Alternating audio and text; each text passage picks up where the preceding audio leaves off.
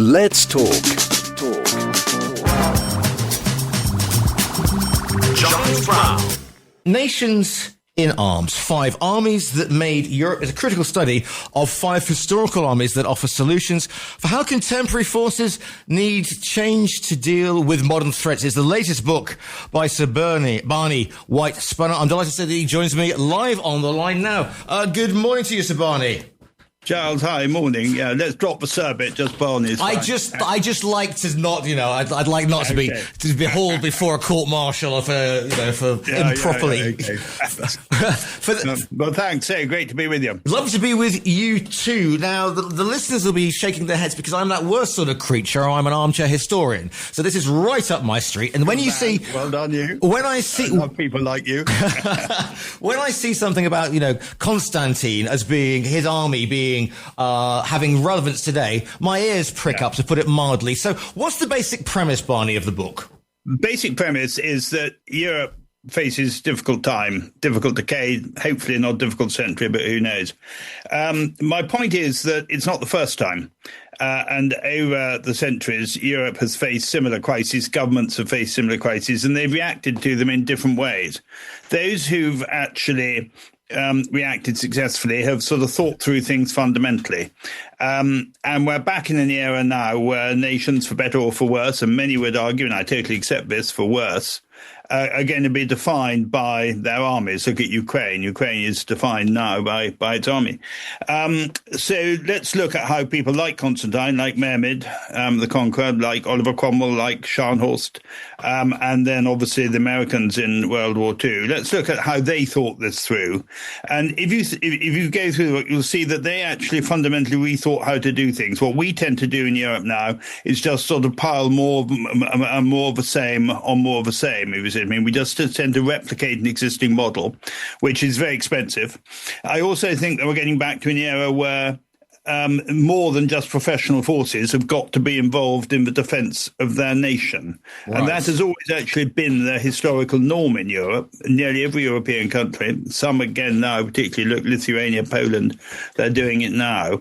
But we're getting beyond the stage where you can just say, OK, we've got a professional army, you do all the defence, and everyone else can sit back and enjoy themselves.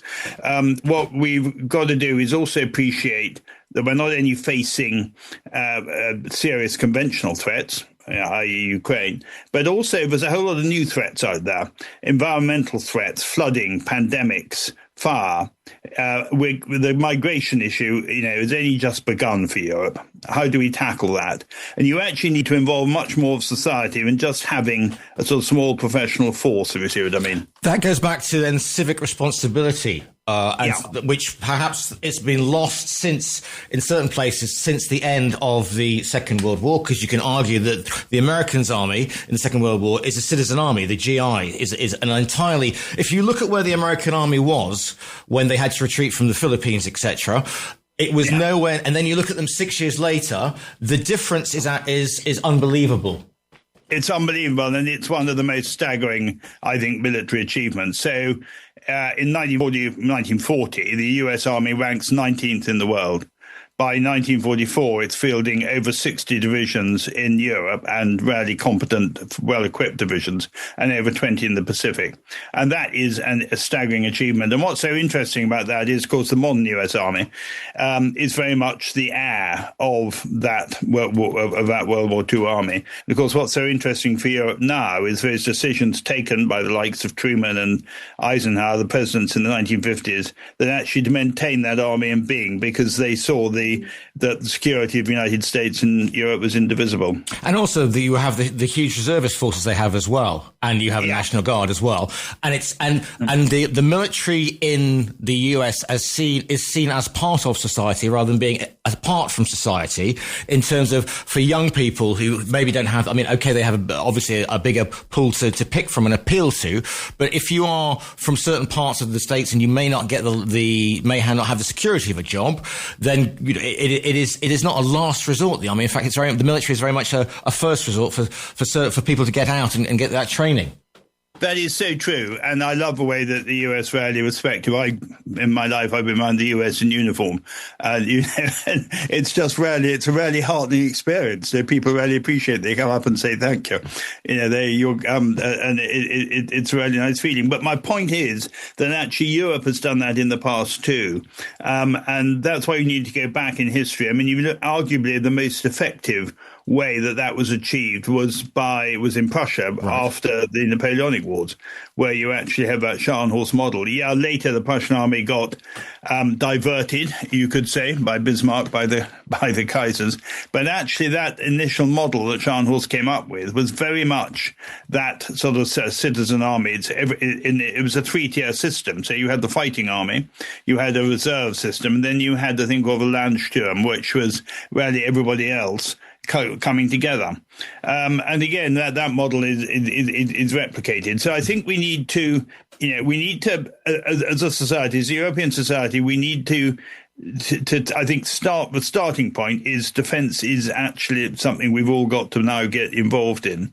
No, that doesn't mean everyone's got to go off and fight and put uniform on, learn how to fire a rifle. Of course it doesn't. What it does mean is that actually there is a much wider role, I think, for society, for civic society. You've touched on it. The National Guard is a particularly good example of maybe one end of that spectrum. But that is a key point. The other thing I've done in the book is I've actually just identified sort of 5 repeating lessons, if you like. So the same lessons that actually Constantine learned, Mehmed learned, Charles and the Americans learned, they're all the same. They're all about how you actually need a really fully trained combat force with a reserve, how you need the nation behind it, how armies have got to be affordable. But you've got to maximize spending on them when there's a crisis. You've got to look after your shoulders. You've got to innovate. And really interesting, actually, again, for Europe, you've got to maintain a defense industry. And if you look at how defense industry has gone, it's very multinational now. But it's now very much US-centered. And I think Europe has got a big lesson to learn there. We've got to actually maintain, nations need to maintain a core of a defense industry. Look at Ukraine, it was a classic example of what happened when they didn't. But it's also interesting because we go back to that point of perhaps having more reservists, etc. And you said the Prussians had, what was the land? The Landsturm. So there were 3 layers in the Prussian army. So what I'm thinking there is, I mean, we would think, okay, that's yeomanry, basically, if you like, to put it. Would that be a sort of, No, the Landsturm was a bit different than that. So basically, you had the regular Prussian army, which had atrophied after Frederick the Great. So it always people associate with Frederick the Great. Actually, Frederick the Great's sort of last victories in the 1760s. By the time Napoleon comes along, the Prussian army is really a parade ground army, and it's lost its skill and its charisma. So actually what Scharnhorst does after Jena, which is a real shock to Prussia, and it's one of Napoleon's greatest victories, and what's so interesting, we do this under that brutal French occupation of Prussia, they take the army to bits and they reconstruct it. And they reconstruct it as a regular fighting force, which is the core of the army that will go on to be used in less auspicious ways in World War I and World War II. They then give it a really active reserve, then i.e. so that actually you can keep that regular army manned, as it was then, peopled, I should say now, I suppose. But then you have the next level is the Landwehr, which is basically what you're talking about. It's the territorial army. And if you look at Waterloo, the Landwehr, the Prussian army, plays a major part. The Landsturm was different. That was effectively a local sort of citizen militia force. Ultimately, the kings of Prussia, they're not Kaisers at this stage, get rid of it because it's sort of seen as a threat. But it's a reaction to the Napoleonic occupation, and it's a really good model to look back at how you actually get a whole society bothered about its defence. And my sort of theory now is, we face all these new threats, then we need to get something like that, a force like that, in being. It can go either ways. It can be used for say for some of these environmental threats which are only going to grow, or it can be turned towards in the future towards some military use. But the point is, you've got an organisation in your society, and also the way that we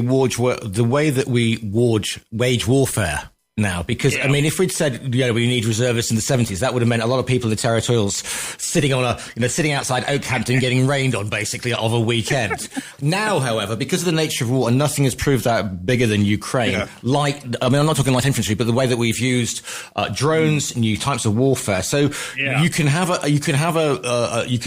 be a reservist, you could be involved with the military, quote unquote, but it doesn't mean you're sitting in a field. It means you bring your skill set that you learn, be it into precisely. And that can be used in the environmental, in the national skill. The only problem is actually the narrative, because we are getting so bombarded with information. I mean, personally, I think Russia and the Ukraine is the biggest threat we face, bigger than anything else as Europeans that's happening at the moment. Forget small boats, forget what's happening in other parts of the world. That, to me, is a sleeping bear that's coming for us. How do we make people involved, Barney? So that's a series of really good points you've just made. I mean, I think the first thing is that, and you go back to a 1970s point, in the 1970s, something like when I'm suggesting, would actually have led to sort of protest marches and all the rest of it. I think now, if you say to somebody, let's take the UK, if you said to somebody, do you want to join the territorial army? They're going to probably say no. If you say, do you actually want to be part of an organisation which is there to help your neighbours, help your community, the majority of people are going to say yes. You also got a lot of people with a lot of skills which are very relevant now, which you don't need to be fighting fit and 18 to exercise. So, you don't actually need to be 18 to operate a drone, to go on a computer, to do intelligence work, to do language work, to do medical work, to do logistic work, to do engineering work. These are all key things. And this is what the regular armies, the fighting bit of an army, needs to make more use of those skills. I think we've got to get away from this idea that you've got to be in your sort of, late teens, early 20s to be a soldier. That is, and the Ukraine again has actually demonstrated that. So I think that's the first thing. But then the second thing is we've got to make use of all these skills that exist in society. And I also think this is controversial, but there comes a time when we can't get the government, us the taxpayer, to keep paying for everything. There's this wonderful sort of misunderstanding, and that actually the government should pay. Well, actually, the government is us. I mean, it's us. We're the taxpayers. So there is an element, I think, of people being need to offer their skill sets. As part of their contribution to society. If you get a pension, maybe you should offer to spend a bit of time. I mean, so a pension, I mean, old age pension. You're sort of your state retired, pension. You've got time in your hand. I should have said sort of retired rather than pension. Let's look at. So we've done the Prussians, we've done the Americans. Let's just quickly. I mean, new model army. Cromwell. Now, obviously, basic black and white. It's guys with frilly hats and Rupert with his dog boy charging across the fields. On the other hand, you've got a very dour bunch of sort of Republicans. So, what can we learn, Barney, from? Right. So, the reason I put that in is two reasons. One is because it is the root of the modern British Army. The modern British Army is effectively the same army. Okay, it's gone through obviously endless different iterations, but it is even the same regiments, the same rank structures. The same, almost in a way, I wouldn't say the same ethos, but the same sort of regimental sort of focus. So that's the first reason I put in. The second reason is because you're seeing quite a lot of alarming polling at the moment saying people are fed up with democracy. People want to go back to more authoritarian government. If you look at the new model army, it will rarely scare you rigid any thought of military government. Armies are not meant to govern. Armies are meant to obey civilian governments, whatever that government may be. In our case, hopefully democracy. So, and if you look at the experiment and when the army tried to govern England and Wales, and sadly Botswana too. It was an absolute disaster area, and I put that in specifically, to actually, because one of my principles, which we talked about just now, was that an army has to reflect the nation, has to benefit the nation. Part of the reason I haven't included Napoleon's army is it doesn't actually, in the end, benefit France. France goes through a miserable century after Waterloo, after 1815. In the 18th century, in the 1700s, France is arguably the most powerful country in the world. Yes.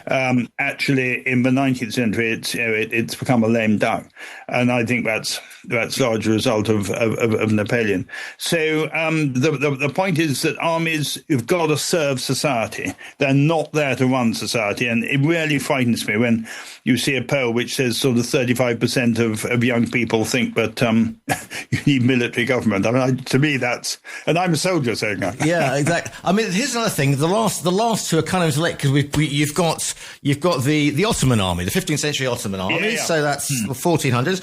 And we're talking Constantine, but we get Constantinople falling to the Ottoman army, siege of Malta, one of my favourite things of all time, and I could bore you about the Knights Hospitaller all day if you want. Yeah.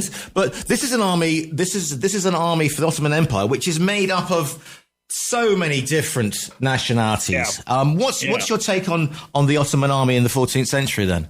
Right. So why I included it is because it's the bridge, if you like, between Constantine's forms. Let me just start a bit earlier than that. People said, why did I take Constantine's army, not the early Roman army? Well, for the very good reason that actually Constantine takes a model which has become very tired, the old sort of Roman legionary we're all used to, and realizes it's not working. And he remodels in the early 4th century the Roman army and into a system which we recognize today. And it is there that it is that the relics of that army that Mehmed defeats at Constantinople. But if I could just get there, Constantine has the luckiest of breaks. Two things: one, looking at the skies, you'll see a giant cross, so you can put on your shields and also make sure your opponents place themselves in such a position on the battlefield that they can't get away, which they do by putting themselves in front of a river. Yeah, I agree with the second of those 2 points. The idea that actually, Constantine was not a Christian until he died. He certainly wasn't a Christian at the Milvian Bridge. And his coins from really 5-6 years afterwards, we've got coins of his which has Sol Invictus, i.e. the sun god on the back. But go back to Mehmed, which is your question. Yeah. What Mehmed does is realize that you've got to have a professional force. It's like a sort of continuation of a Constantine theme. So the Ottoman army before that is very much a feudal army. It's very much based on very like a European feudal army.